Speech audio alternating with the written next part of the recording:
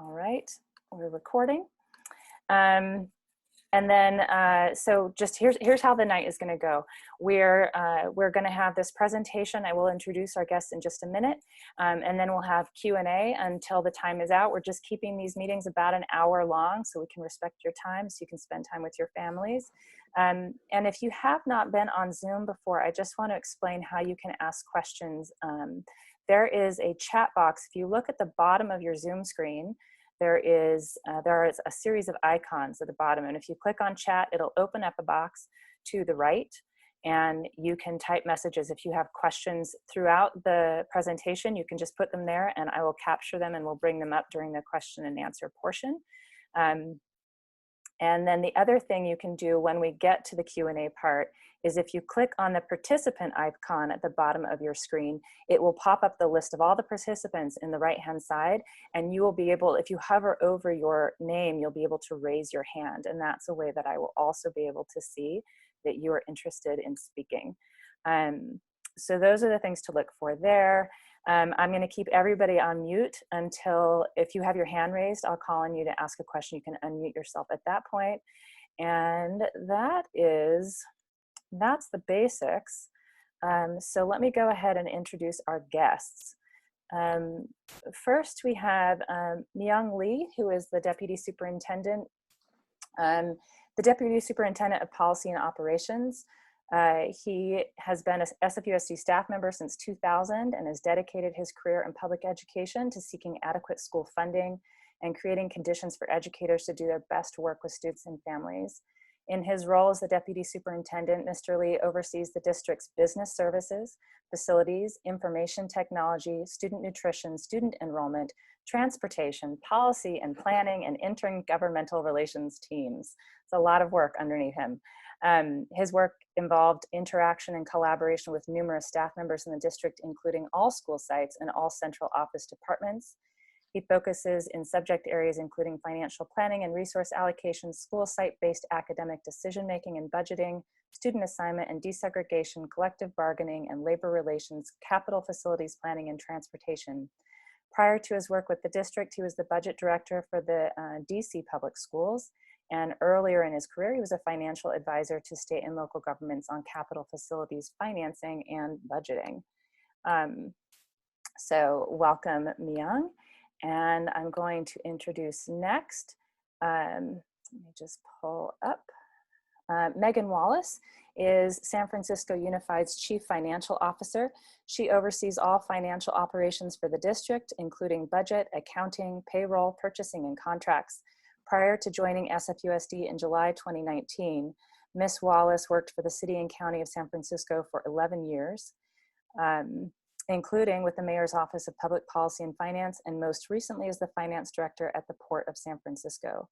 With 2 children attending Mira Loma Elementary School, Ms. Wallace currently sits on the PTA board and has served on the School Site Council. Ms. Wallace holds a Master of Public Policy from the Maryland School of Public Policy and a Bachelor of Arts degree from Dickinson College in Carlisle, Pennsylvania. So welcome, Meghan. And then finally, we have Anne-Marie Gordon. She serves as the Director of Strategic Resource Planning in SFUSD's Budget Services Department. In her role, she leads the implementation of this year's comprehensive review of the weighted student formula and multi-tiered systems of supports, and collaborates more broadly across the district to identify opportunities for policy and systems change. Prior to her work at SFUSD, Ms. Gordon taught middle and high school English, social studies, and economics at a bilingual K-12 school in Santo Domingo, Dominican Republic. She holds a Master of Public Policy and Master of Education from Stanford University and a BA in Public Policy from Duke University. We are so excited and grateful that, that the 3 of you have joined us tonight to share more about the school district's budget and help us understand where we are and what we're looking at coming in the future, especially during this crisis that we're facing as a district and as just as a city and country. And so thank you. And I'm going to just go ahead and turn the time over to you to get started. And then when you're finished, let me know, and I'll just remind people how they can ask questions.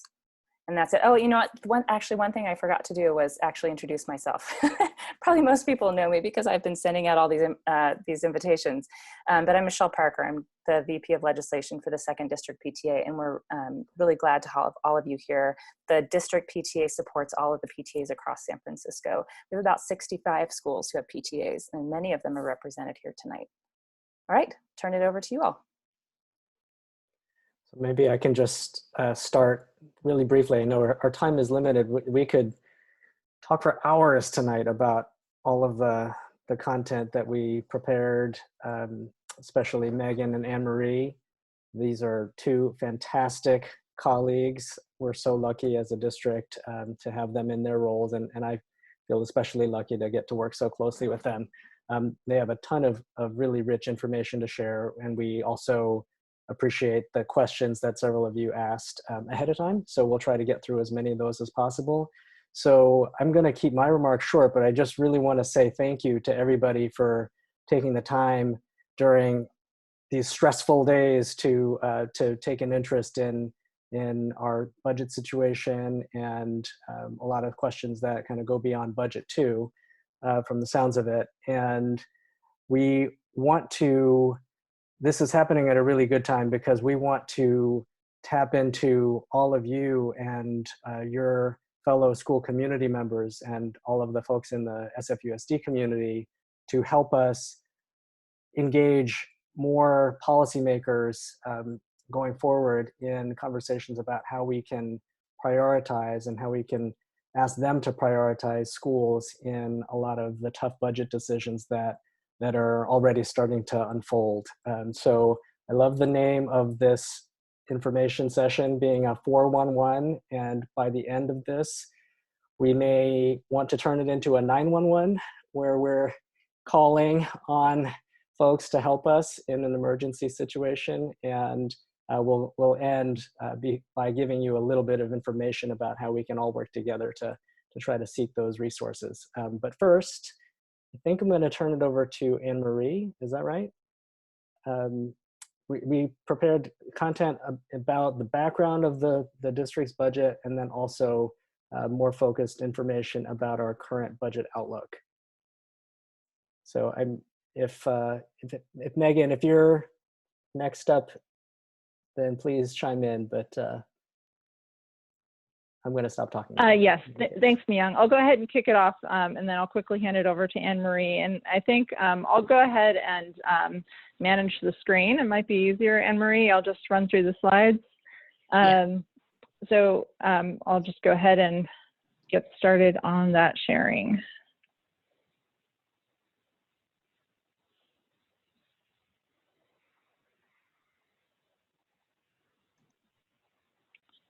All right, and I admit that I'm getting the hang of all of these tools.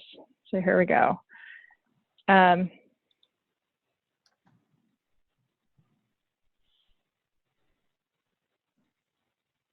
feel like one of our teachers today. All right. So just to kick off, thank you for having us here this evening. We do have a pretty loaded agenda. We're going to be running pretty quickly through these slides, just to warn you, but I think it's important to have the content there for you to review at your own pace, and hopefully share your follow-up questions where there's most interest. So we'll start with sort of a operating budget 101.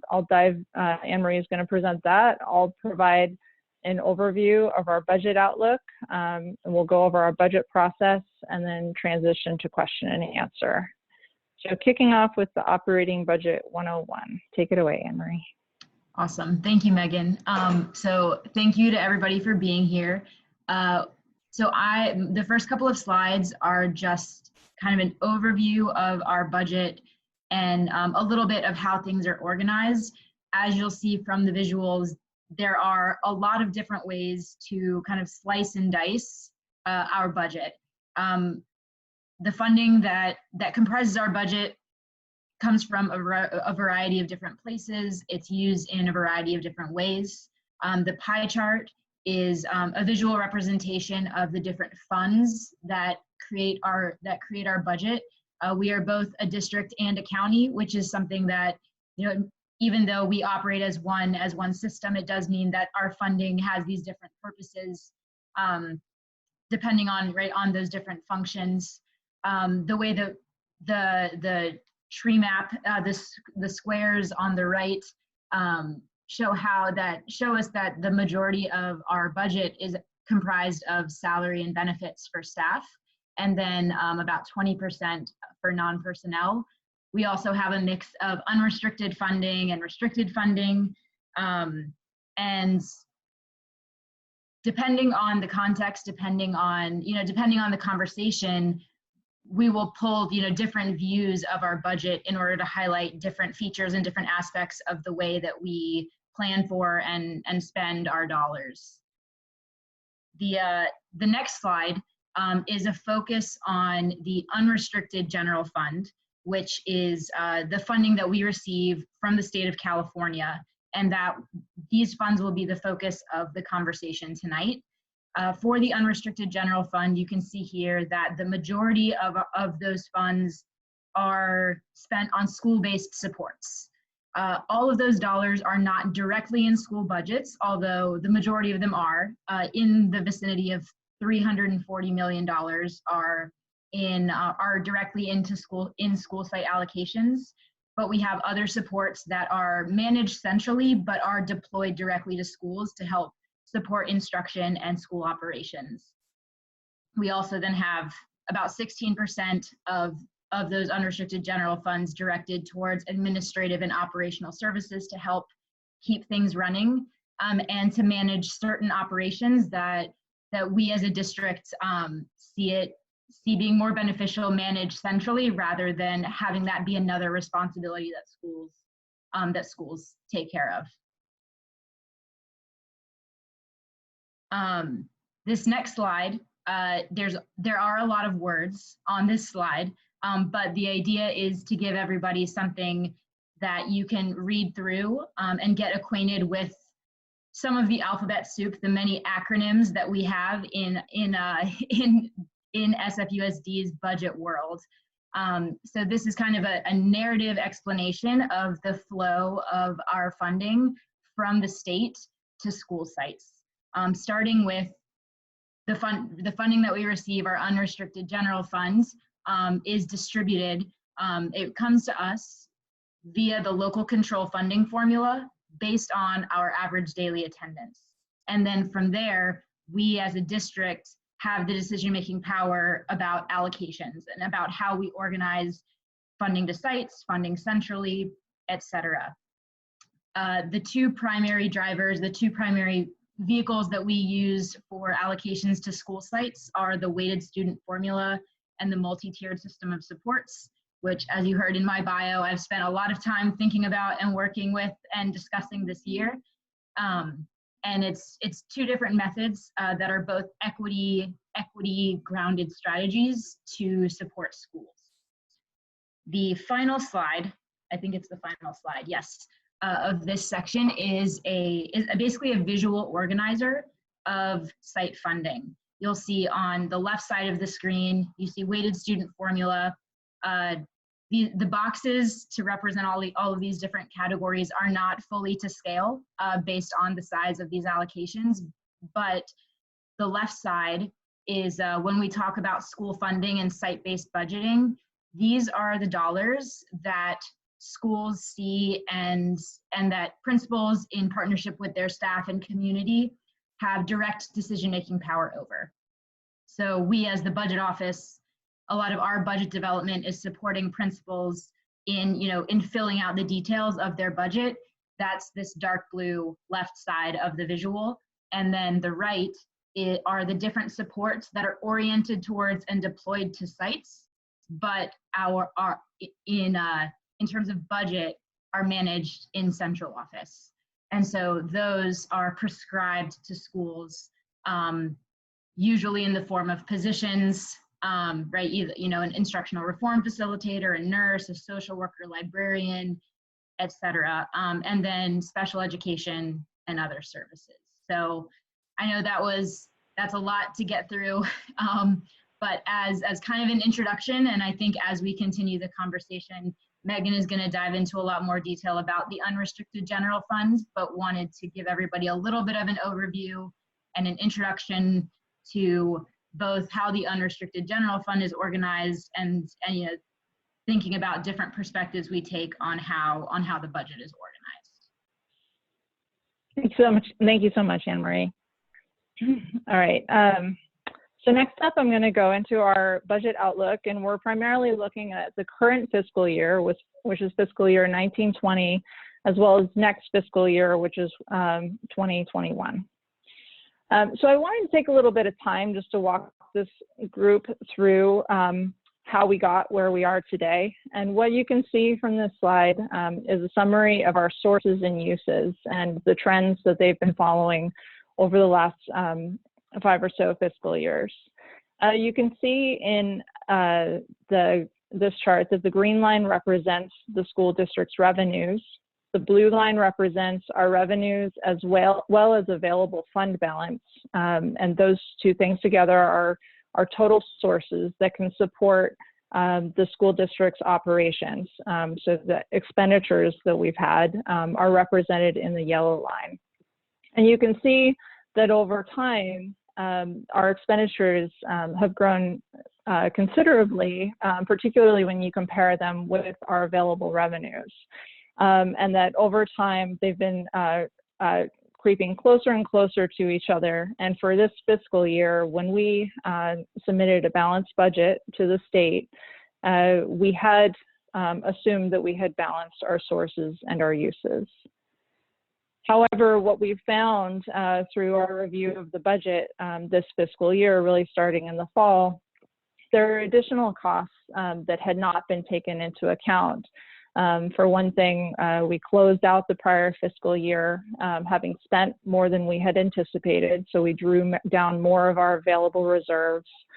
And we've been investing more than previously anticipated in areas such as special education to make sure that we're supporting our students with individualized education plans. The cost of our leave policies is higher than what we've been anticipating. And there are just other costs that have been growing at rates faster than we've really anticipated. Even the cost of utilities, for example, is driving up our expenditures. And so we found ourselves in a state of a budget deficit. Looking a little bit farther out to fiscal year 21-22, there's a much deeper dive in our available sources because what we find is that we no longer have funding to support wage increases for our educators through the Living Wage for Educators Act. We're currently relying on funds in our rainy day reserve, which the city and county of San Francisco is contributing to, returning ERAF dollars to support this effort. But in that last year, we're seeing a drop off in available funds. And this is all tied to the fact that voters approved Proposition G, which supported the increase to salaries for our educators, but it fell under litigation. And so we've had to find temporary funding to cover these costs. So in terms of looking at our budget and some real numbers, this information here is to provide you a sense of how things really compare. You can see our approved budget compared to the potential budget shortfall that was first identified in the fall and presented to the Board of Education in December. As well as 2 years of our forecast, so fiscal years 2021 as well as 21-22. And what we found in examining the budget is that compared to our approved budget, we're anticipating much deeper deficit spending because our expenditures are higher than previously anticipated. Additionally, if you look at our budget, our beginning fund balance, we thought we would be starting the fiscal year with about $51 million. But in reality, after closing our books last fiscal year, we're starting off the year with about $40 million of available fund balance. So once you take into account our required reserve, we went from anticipating a surplus of close to $11 million to anticipating a deficit close to $32 million. And I alluded to some of the drivers there, first of all, highlighting the fact that we had a change in our assumed fund balance. Additionally, costs and investments in our special education programs, increasing our anticipated expenditures by about $25 million. Assumptions about leaves and substitutes are all factors that went into that forecast. Recently, we presented the second interim report. So this is actually the second of 2 mid-year budget reports that local education agencies are required to provide to the California Department of Education. So they're actually really important touch points for us to evaluate our available sources compared to expenditures. And what you can see, and I'll provide more details as to what's driving these numbers, is that for the second interim report, we actually saw an improvement in that outlook. While nobody wants to see any deficit in their budget projections, we went to the $31.8 million deficit to just over a $9 million improvement to only a $22.6 million deficit. And this slide helps explain the key factors to that improvement. As you can see, revenues really were the story behind that change. We were able to look at revenues anticipated through the local control funding formula, the funding from the state, because we actually have had higher average daily attendance than what had originally been anticipated in the budget. We were able to forecast an increase in those revenues. And then looking at the city and county's forecast for sales tax in their own mid-year reports, we were able to see an anticipated improvement in our own revenues. That was paired also with some changes in our expenditures. And special education in particular, we're able to forecast lower costs overall in this year, primarily because of the time it takes to hire staff. And we're able to identify program savings as well as new revenues to support those programs. Unfortunately, that good news on the expenditure side, and good news I'm saying in terms of in the budget sense, it was paired with some actual increases in operating expenditures. And you can see that the cost of leaves and substitutes is an area where actually the trajectory is much higher than originally anticipated. We thought it would be close to $6 million, and now it's actually double that. And a little bit of context on leaves and substitutes. I do want to keep in mind that leaves include, family leave. So we have passed policies in the city and county of San Francisco that enable more time off for people to stay with their families. And these are good policies, but they do come at an expense. And we as a district need to increase our assumptions of how much that's going to cost. So all of these things together did improve that outlook. And then COVID-19 happened. As you can see, just really focusing on the bottom line, we are now back in a worse case scenario than what we had previously been, even at the first interim. And now looking at a $43.8 million deficit. And then here's a comparison with the first and second interim report, so you can kind of see the changing assumptions over time. But the narrative around COVID-19 is really on the impact to our local revenues. So you can see that we had anticipated increase in our sales tax, when in fact now, based upon the city and county's forecasts, we're looking at actually an $8 million reduction compared to what we had originally budgeted. The other major impacts to us are for PEEF and DCYF. These are funding sources that we had really been leaning on to be able to absorb some of the costs of our highest priority programs as a school district. So while these aren't actually unrestricted general fund, it's important to note the loss of those revenues, because it means that they're not available to then continue to absorb expenditures that would otherwise be sitting on the unrestricted general fund. So that story continues off into fiscal year 2021, as well as into the following year. This forecast is based upon the city and county's outlook. They did a bad case and a worst case, as I like to call it. The bad case is assuming that COVID-19 has a heavy economic effect, but that we, as a city and county, will actually climb out of a recession fairly quickly, versus the worst case scenario, which anticipates a much longer climb back out. So fiscal year 2021 anticipates the worst case scenarios as presented by the city and county, and 21-22 anticipates about half of the impact or loss to our revenues as a result of COVID-19. So then we get to our balancing plan. What are we going to do about it? This chart does show fiscal year 19-20 through 21-22. This is our multi-year balancing plan. I just want to highlight the different categories of solutions here. So you can see that there's the COVID-19 shortfall. So compared to the prior chart, you can see the deficit amount at the top, and then each of the details below that in this table represent various balancing solutions to help balance our budget.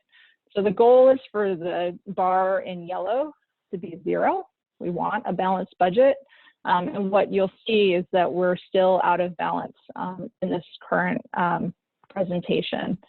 But some of the key things to highlight for you are in the current fiscal year, we've been looking a lot at being able to shift costs onto PEEF and DCYF.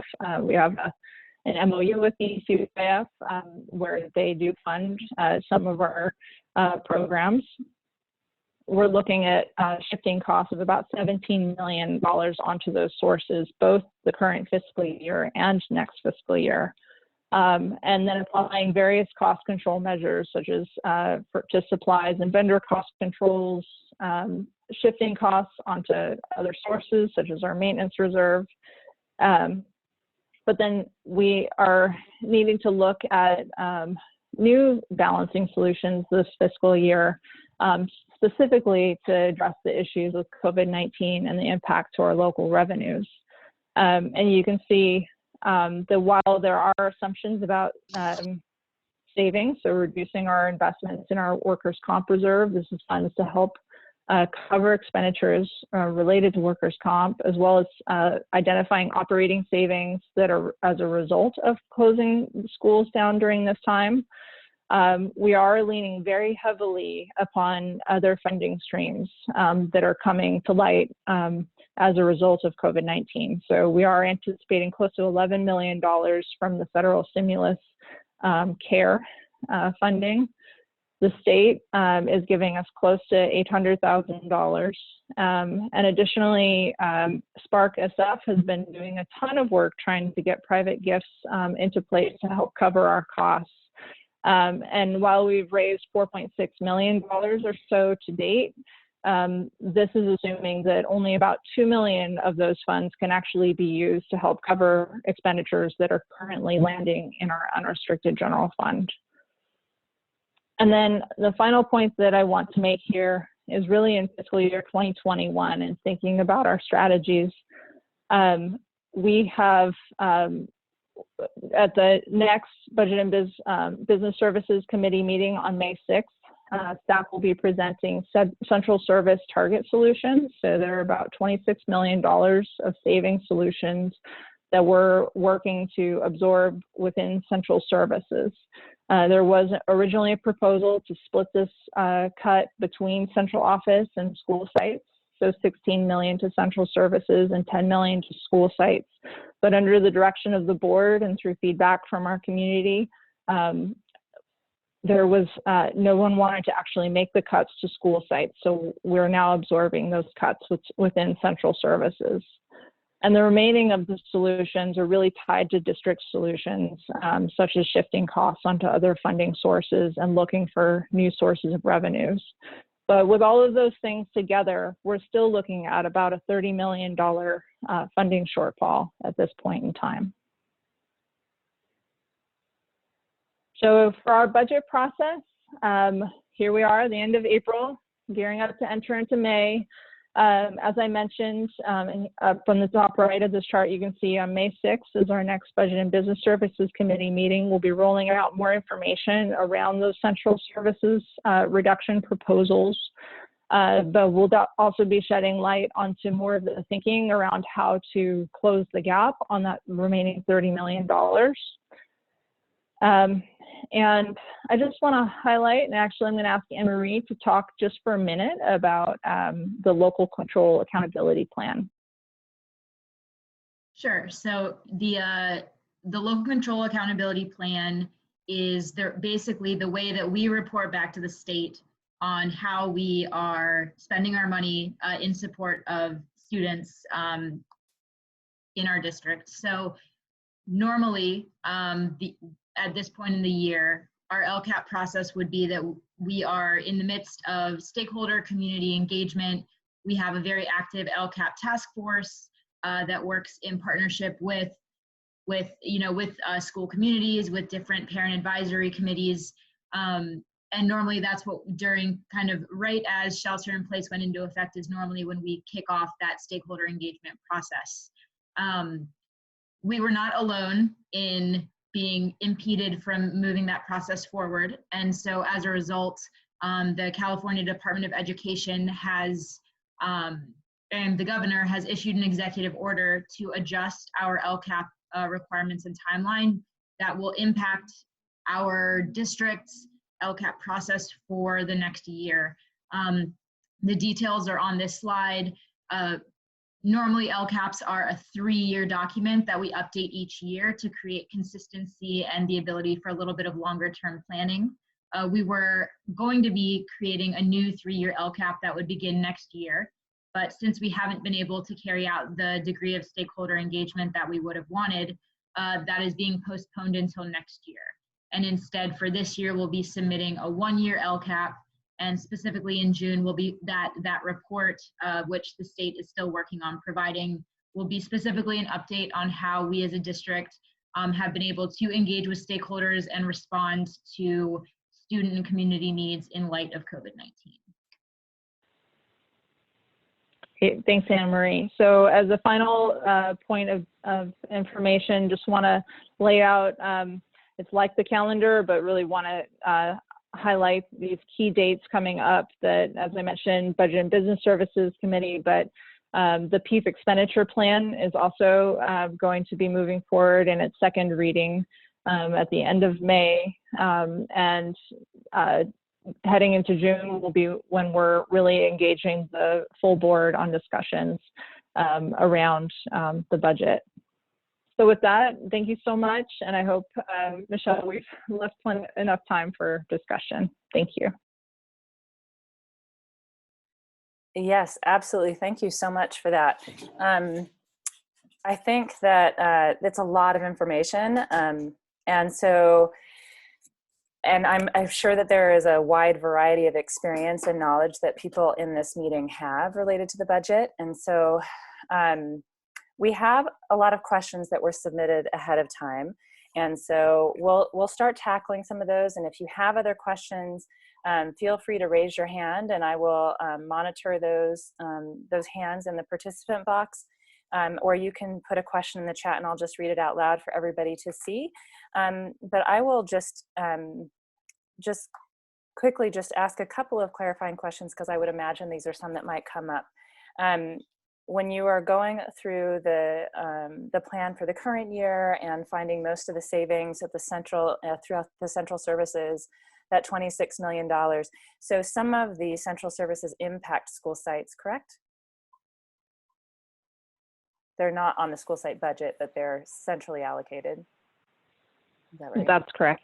And so Yeah. what can schools expect to, what will the impact be on school sites through those cuts? Do you have an idea yet what people should expect? Anne-Marie or Myong, if you have any specific thoughts about kind of immediate things from the, I guess I just want to start with saying that there's a wide variety of solutions that are within those central services proposals. They were identified by target amounts based upon proportional allocation of unrestricted general fund. So Anne-Marie, Myong, do either of you want to weigh in on that?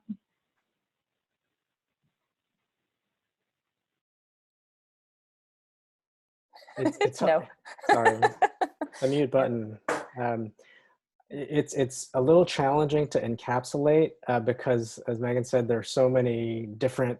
I mean, it's dozens and dozens of different solutions. I guess in terms of some general approaches we took, we did try to distribute part of that total is sort of a consistent percentage reduction across the major divisions, or frankly all of the divisions.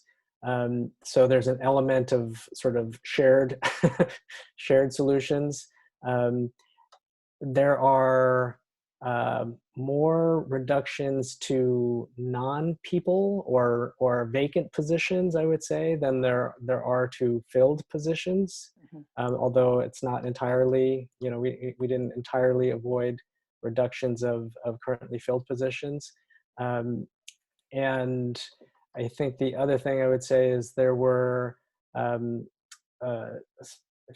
pretty material amount of reductions in PEEF. I mean, some of those are still to be determined, frankly. I mean, that's not the majority, but it is, you know, it is a chunk. And maybe the last thing I would say is this Budget and Business Services Committee meeting that Meghan mentioned, which is happening next Wednesday. It is our intention to share more information about the, you know, not every microscopic detail, but some of the department-specific, division-specific reductions. So maybe as a follow-on, we could share the information from that meeting back to you, Michelle, or whoever's appropriate, that you could share back with this group or the other PTA representatives that aren't here. Yeah, I'd be happy to share that. And just quickly, for those of you who haven't ever attended or participated in a budget services committee with the school board, if you go onto the SFUSD website and you look at the About tab, you'll see the Board of Education there, and there'll be some drop downs and you'll see meetings. And from there, you'll be able to connect to where meetings are. And all of the meetings now are happening virtually. Is the one for budget going to be at 3 o'clock on Wednesday? Yes. Okay. Most of the meetings since the closures are at 3 p.m. And so I'll send a link to that. So if people are interested, you can just log in. It's another Zoom call, and they still take public comment. And so if you'd like to learn more, I'll make sure that there's information sent out about that. Thank you for that. And then also just wanted to mention to all of the attendees here, the LCAP task force that Meghan and Anne-Marie were talking about. The PTA is represented on that group. I attend most of the time to those meetings. And so if you ever have questions about what's happening there, and it's not something that I've already shared out through our listservs, just let me know if you'd like to be more closely connected to that. Why don't we go to the list of questions that were pre-submitted, because people took the time to write those.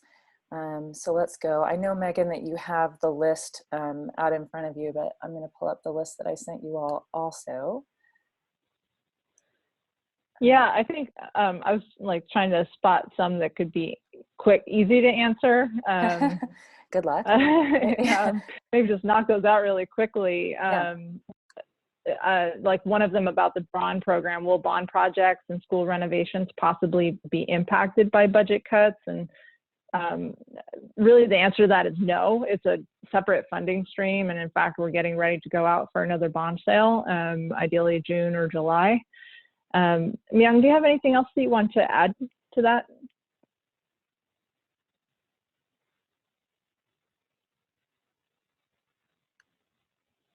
Myong, you're on mute.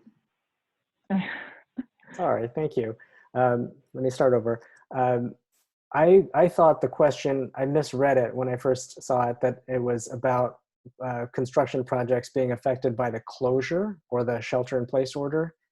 So I agree with what Meghan just said about it, the projects not being affected by the current fiscal situation that we're in.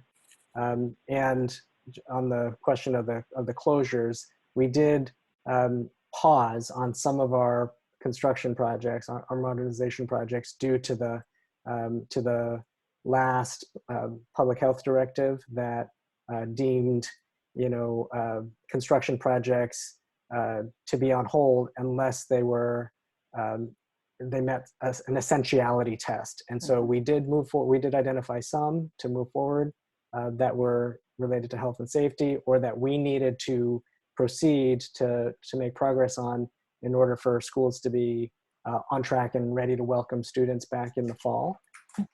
But the mayor and county health directors in the Bay Area released another order today. Some of you may have heard about this, opening construction projects back up again. So we had a bit of a slowdown on some of our projects, but I think we're going to be authorized to proceed on them again. Great. Thanks, Myong. So I think another one that I wanted to jump on was, with rapidly changing information, how can we keep parents informed? Myong, I may need your help on this one also, because I don't have the specific information, but I know that we do have digests to families. I think maybe what we'll do is provide links. I know I get text messages, emails, or definitely if you're signed up for everything, you'll get too much information. So I think we'll provide those links when we share our responses to these questions. But I think the bulk of these other questions then really felt like they were around when are we returning to school and what will that look like? And then specifically on the budget,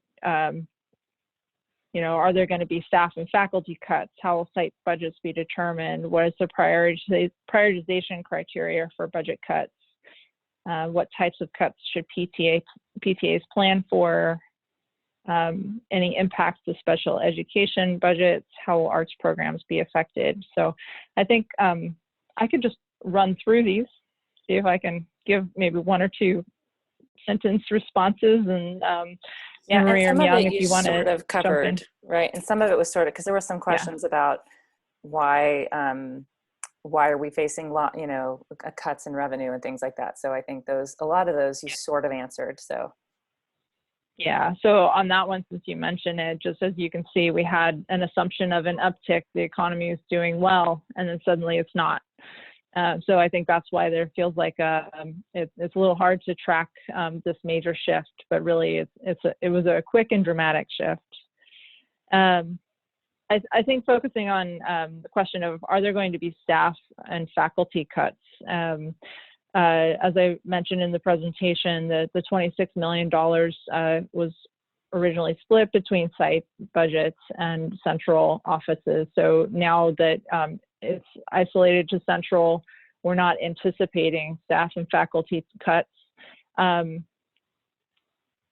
aside from from what does get rolled through our centrally allocated staffing. That we will be seeing some adjustments there. In terms of thinking about prioritization, we were very thoughtful about trying to build those staffing reductions, particularly when they relate to certificated staff. So those staff that do work at the sites and are teaching kids, that those reductions, that those individuals who would be affected by reductions have an opportunity to fall within what we call the consolidation process.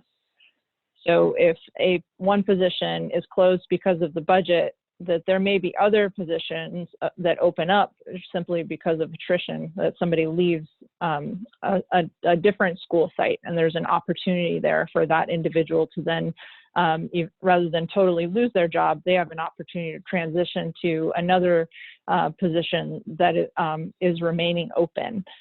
So by going through that process, it really is a valuable opportunity to give people a soft landing. And it may not be as ideal. Maybe it's not the position that they hoped and dreamed for, but in a budget condition like we're in, it's definitely a valuable process. I think in terms of prioritization for criteria for budget cuts, I did want to mention that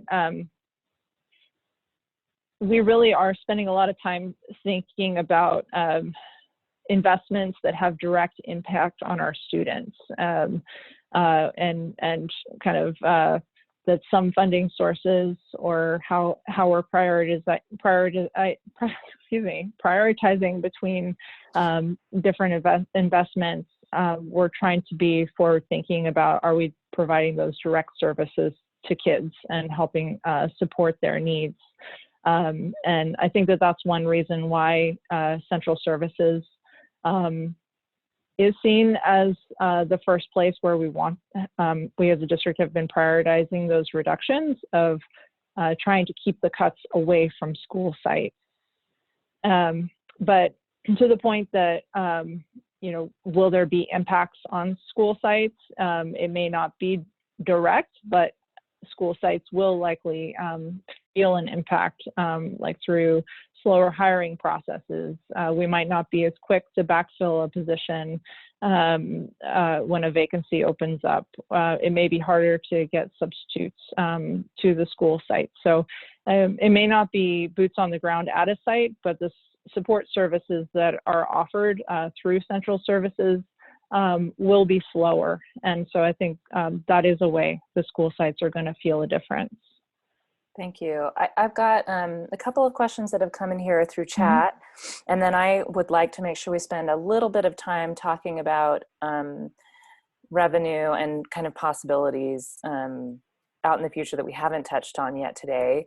And actually, before I do these questions from the chat, I just wanted to also throw out there as a bit of an announcement to participants. You may remember that we did a few weeks ago, did a survey on how the school closures were affecting your PTA fundraising. And I let these folks know that we would share some of that information with them. But also, I'm going to send out another survey soon now that you have a better sense of what the rest of your year is looking like and how those the school closures have affected your ability to raise funds to directly support the students at your school, that you can let us know, because that's something that the central office doesn't have a window into necessarily because of how your funds are spent and approved by PTA members, but it certainly has an impact on the students in your schools. And so just watch for that. I'll send that out the next day or two. So we have a follow-up survey and then can share kind of a summary of that with the district so they have an understanding of how that's affecting your schools. So I'm going to read a couple of questions from the chat. You guys can answer those and then we can move on to revenue.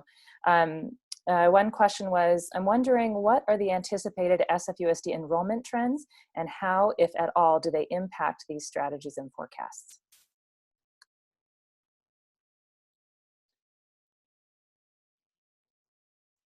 Megan, you want to take that, or you want me to? Well, I think I have a quick response to that, and then Myong, if you want to carry it from there. I just wanted to share that we're seeing pretty stagnant growth, pretty stagnant enrollment overall. That if you look at a trend chart over time, say the last 5+ years, that San Francisco as a whole has a growing number of school-age children, but the growth is being absorbed by charter schools. So we may find that, so when it comes to growth in our revenues, we're really leaning upon the state to increase the level of investment per student.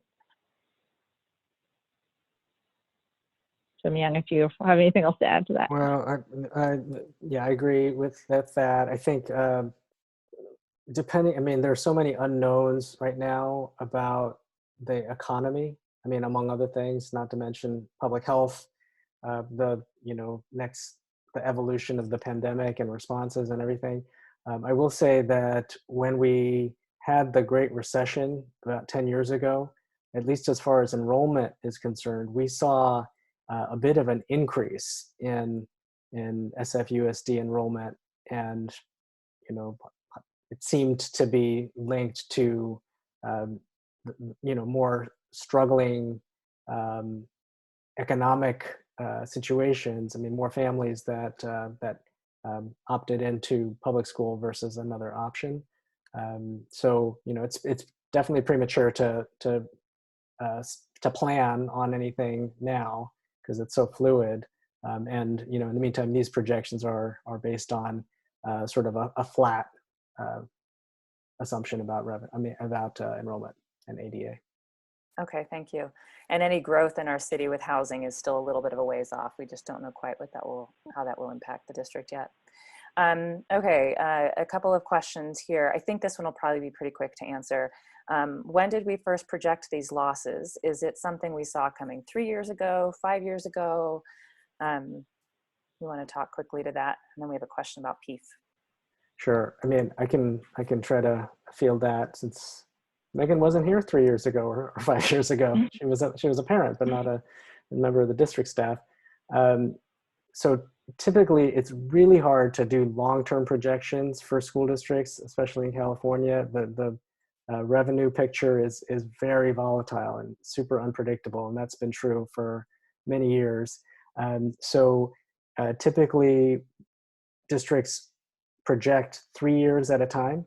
So in whatever the current year is, and then 2 subsequent years. So we've had some idea of escalating costs in certain categories, things like pension benefits, healthcare, retiree healthcare, some of a lot of the fringe benefits.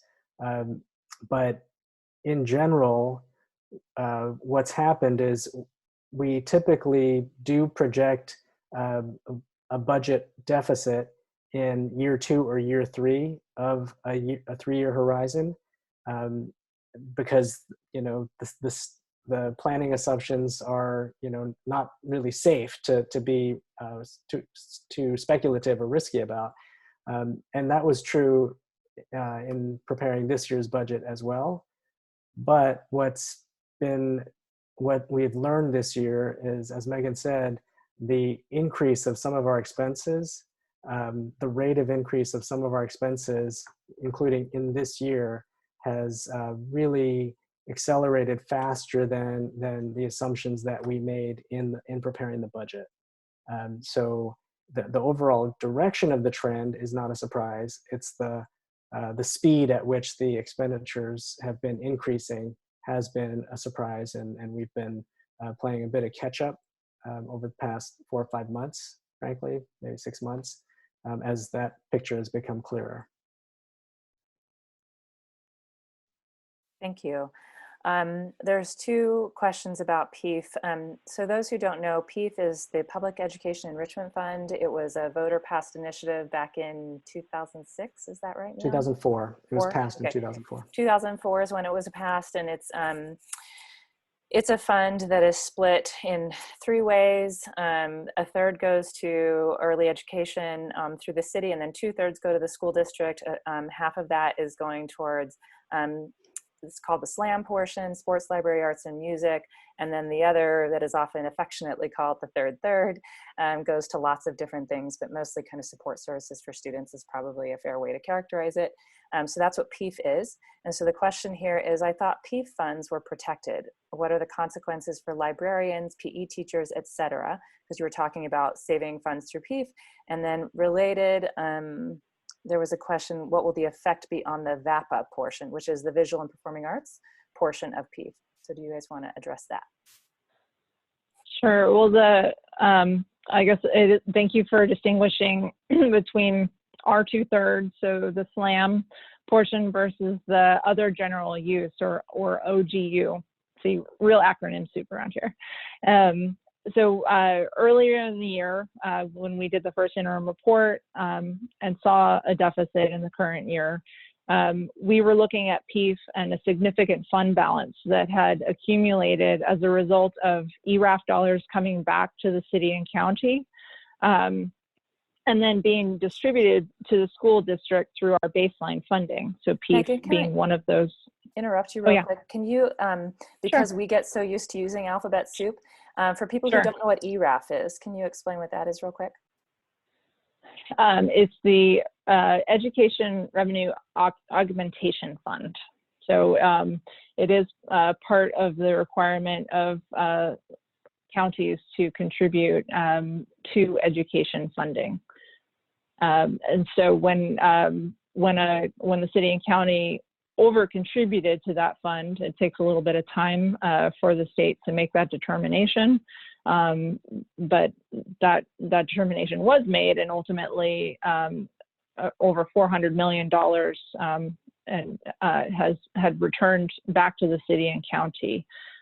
So you all might recall those conversations at the local level about how much of that should come back to education. And that's where we were able to advocate for having the city and county contribute to cover the cost of the Living Wages for Educators Act.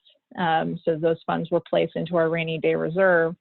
But in addition to that, when the city has a windfall of funds, those revenues actually get a portion of it got redistributed to PEEF as well as the Children's Baseline, which are the funds that we receive through the Department of Children, Youth, and their families.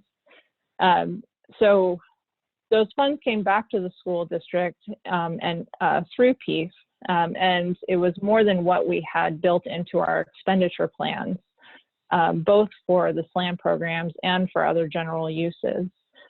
And so as we're facing an operating deficit, we started to have conversations about how we could shift costs off of unrestricted general fund and onto PEEF to utilize those dollars. But wanting to be very clear that only expenditures that are eligible for sports, libraries, arts, and music would be moved to the SLAM program, and that other general use expenditures, those costs that would be moved onto PEEF would be really more of what we already fund there. So the multi-tiered system of supports, for example, we partially fund with PEEF.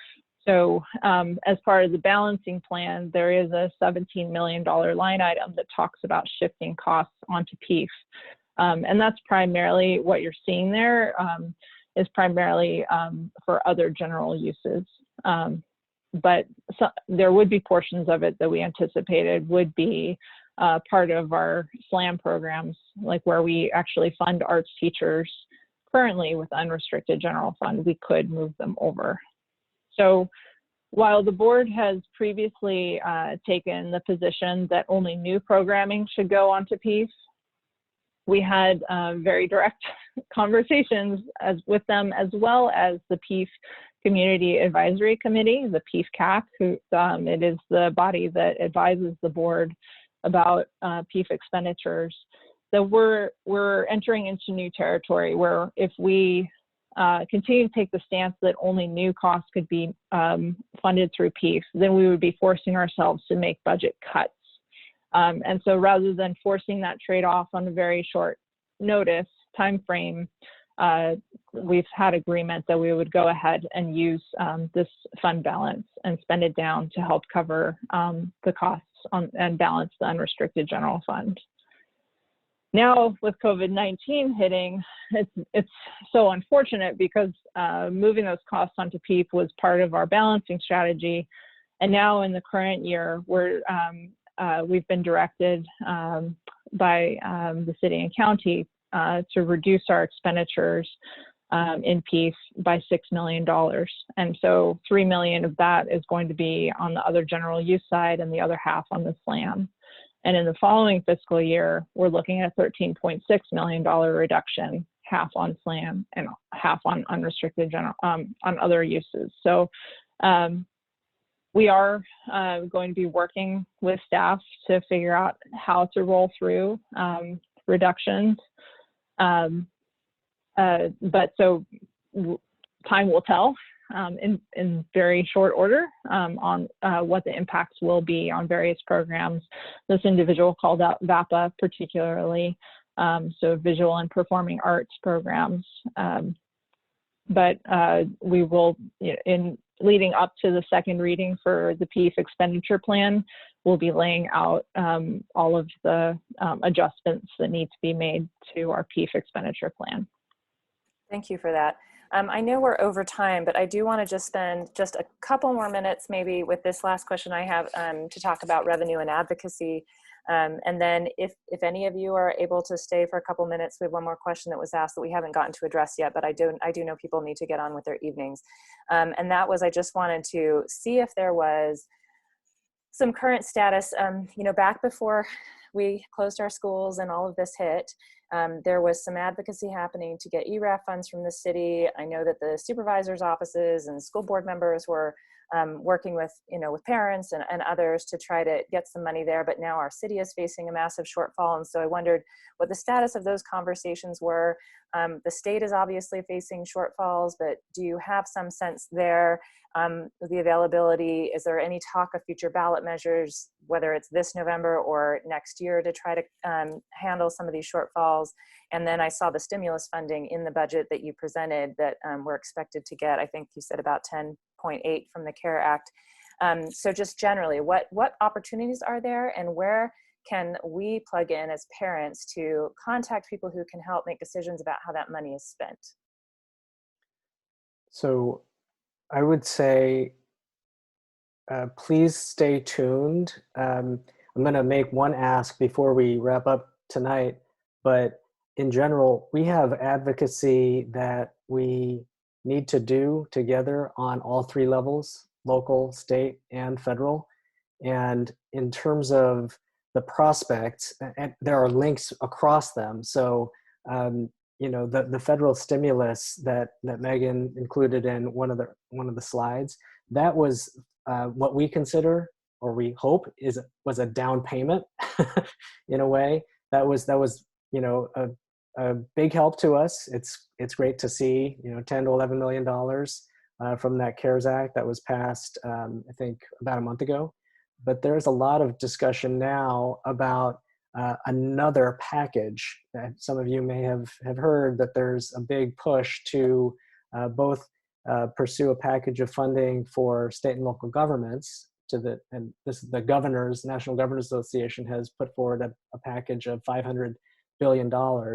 And then for K-12, the Council of Great City Schools, which represents, the largest, I think, around the 100 largest school districts in the country, including ours, has put forward a proposal to congressional leaders of about $200 billion just for K-12. So that's going to be debated ferociously, especially with partisan camps. But there is some bipartisan support for significant funding for state and local governments, and hopefully we'll see that for K-12 as well.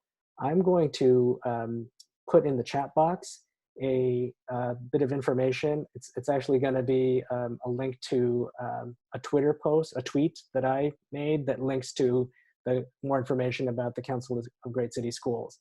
And so that will both provide more information about the proposal for K-12 and represent a bit of an ask to this group to help promote that advocacy on the federal front. If there is money from a stimulus package, either for state governments, local governments, or K-12, that will help. That will help all three levels. So that's probably the first domino, if you will. We are also doing advocacy at the state level, and we've contacted through the superintendent. He's sent letters to all of our state delegates, Senator Wiener and Assembly members Ting and Chu, basically laying out some specific requests for K-12. Now, they've all said, we hear you, and the state budget is it's going to be in tatters. So they're trying to manage our expectations a bit.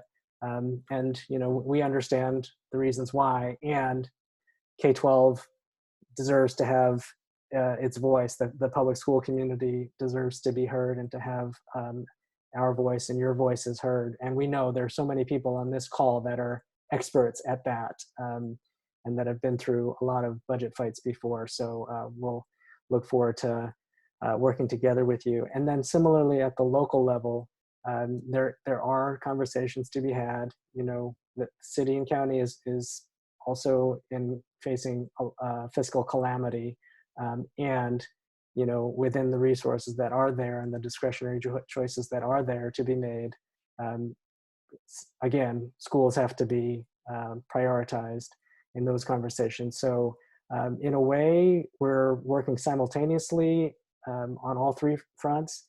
I would love, and I know Michelle, you know, Carol as well, like lots of folks on here, you've asked for specific actions, and we are getting close to being able to say, hey, here are some actions on all three levels. But if we can follow up outside of this call on that, that would be great. And then for right now, I will go ahead and put a link to this information. And sorry, this is not a shameless plug to add followers or anything.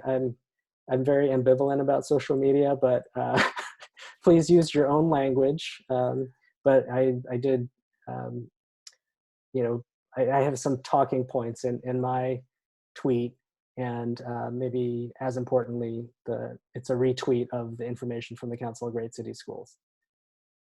That's great, thank you. And we can share that there are several things that I'll be sending out to everyone following this meeting. And so I'll put that link in with it. And then, you know, and hopefully maybe links to the slides from this and some links to the Board of Ed, you know, the Budget Committee meeting, and, you know, and several things that we'll compile and put together. I know that everybody needs to go, and so we'll formally end the call. If any of you are able to stay and answer one more question, then please feel free to, but I do want to end and thank everybody for coming. Thank you so much to Myong and Meghan and Anne-Marie for giving us your time tonight and sharing a little more information. I know this is overwhelming.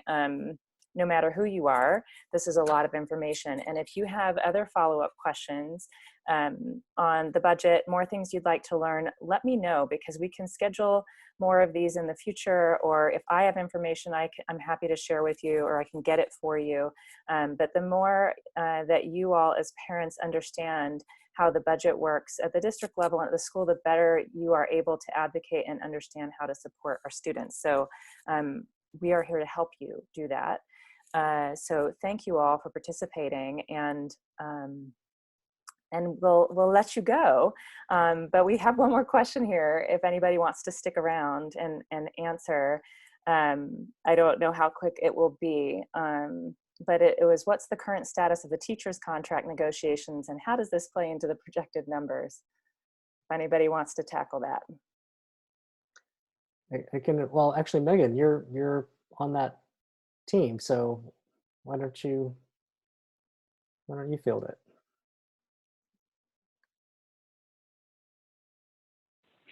I am so sorry. I got distracted by a child's request. If you don't mind pointing to the question again. It's Yeah, in. Go it's ahead, the last Michelle. one in the chat. It's, what's the current status of the teachers' contract negotiations, and how does this play into the projected numbers? Great, thank you. So this forecast does not account for any negotiated increases in teacher salaries. The forecast allows for 1% growth to salaries, anticipating step and column increases. So thinking that as somebody is in their role and they progress another year in that position, they get an increase in that salary, but it's not a percentage increase to account for cost of living. The thinking around that is that we're already facing a deficit, and that any negotiations would need to carve out, you know, additional solutions in order to fund them. And also, I didn't want to presume to know exactly what labor would be coming in and requesting through this negotiations process. And in terms of the process, correct me if I'm wrong, Meghan, we are sort of at a pause right now, and that there's not a a specific date that will end. So that could change. I mean, either the district or any of our bargaining teams could say, hey, let's get back to the table. But from our point of view, we've appreciated that our labor partners have agreed during the last month or so, especially as we're dealing with this crisis, to put a bookmark in our collective bargaining and resume at a slightly later date. Great. Thank you so much. I think that we've covered most of the questions. So as I said, anybody who's still listening, thank you for sticking around. Send any follow-up questions you have and we'll do our best to get them answered. And then please do consider joining the budget committee meeting this Wednesday. You can put it on in the background while you're working or whatever you want to do. But I actually find the committee meetings to be super interesting. There's a lot more dialogue and conversation between school board members at those than there really can be by structure at the general board meetings. So I find the committee meetings to be much more interesting and useful. So we'll send out information how to join there. And so thank you again, everyone. I will post the recording of this and let you all have access to it if you want to share it with people who are interested but couldn't make it tonight. And we will see you next week. We are doing next week sort of a grab bag of topics that all of our PTA leaders have been saying are of interest that they're trying to solve for the rest of this year. So watch again for that. I already sent it through the email, but I'll send out a reminder of the registration link, and please feel free to invite any of the officers at your school so we can help you work through all the challenges that you are trying to address over the next month.